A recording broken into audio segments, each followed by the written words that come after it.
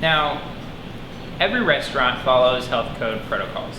If you're in the kitchen, if you handle food, you should have your hair restrained in some manner, some sort of hairnet, a chef's cap, baseball cap. Sometimes people feel fancy and wear like fedoras back there. Oh yeah, or what are those, the kangaroo, kangle, what are those called? The like a backwards Kangol hat. Or yeah, like that's really popular these days. I've seen that a lot these days. I worked with one chef who insisted on wearing a Sherlock's Holmes hat. Oh, yeah. With the flaps. Yeah. That's fun. And then, you know, I worked at an ice bar and this guy had the ear flap things too. Oh yeah, yeah, that was great. Turns out he actually just had really hairy ears, so he was actually protecting the food from that as well. But basically, sometimes things will get in your food. Yeah, happens. Whether it be a hair, a Band-Aid, a bolt. Like a dead fly. A dead fly, some sort of like natural thing, like a caterpillar, which really happens, especially if you're at like a food or like a farm to table restaurant. Farm to table, not crop to table. Exactly. Farm. The whole farm's gonna be in your dish sometimes. Yeah. Sometimes people freak out about it, and all you can really do in that situation is be like, really? Yeah. You're gonna freak out about a little hair. Yeah. A little hair that could very easily be yours. Yeah. You know, sometimes you don't notice that you have one long blonde hair growing out of your head. Yeah.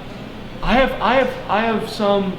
I've seen some different colored hairs here in my beard, etc. You never know. You never know. But you're gonna have people inevitably who are gonna freak out about it. Yeah. This is what I like to do.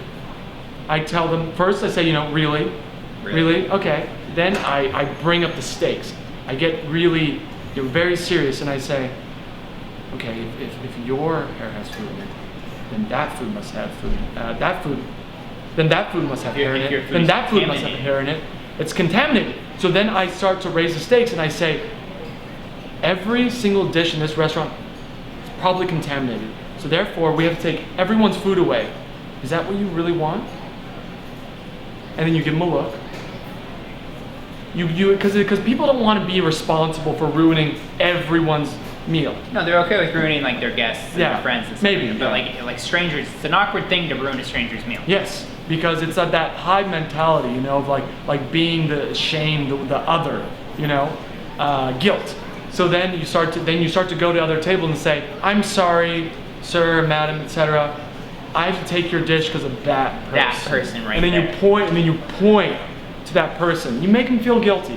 And then inevitably, usually they sheepishly say, I'm so sorry. Maybe it was my hair. Maybe it was my hair. I'm so sorry. I'm so sorry. Or they leave, and then it's probably for the best. Yeah. And if they do agree to say, you can pick the hair up. Yeah. Just get in there. Okay. It's the least you can do. The least you can do. Because it probably was one of your chefs, right? Probably was. Or shit happens. I don't wear a beard guard. No. So yeah, sometimes I actually. You know when you clear tables and you have olive oil over? Oh, I hate that. Guys, where's the EpiPen? Oh, well, as we stated earlier, you are not allowed to give anybody an EpiPen because of liability reasons. Yeah, but guys, seriously, I need it. Oh, right. Table 5? Yes. Oh, yes. Shellfish. Yes. Who let him order the clams? I mean, it's not on us. If you have a shellfish allergy and you order clams, it's kind of weeding out the weak of the herd. Give me the EpiPen. Oh, well, let's think of a riddle. We'll be over with it in just a second. We can't legally give it to him, so we have to come up with some sort of trickery riddle thing. Shellfish, selfish. Selfish. You were selfish and ordered the shellfish. Now you have... Oh my god, guys, when is a door not a door? When it's a jar, can I have the EpiPen? That's a good one. That might work, yeah. Yes. We'll put it in a jar. We'll put it in a jar. And then we'll roll the jar. Roll the jar. And then we'll pull him to the ground. And he can crawl. Can you just... I'm gonna go call 911. That's probably a good idea. That's a good idea. Okay. Do that. We'll think of a riddle while you call 911. Yeah. Okay.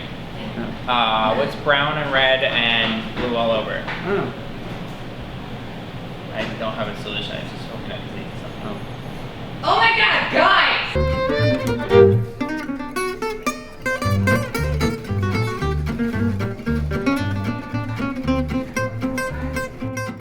Oh no, we're not. We're not brothers.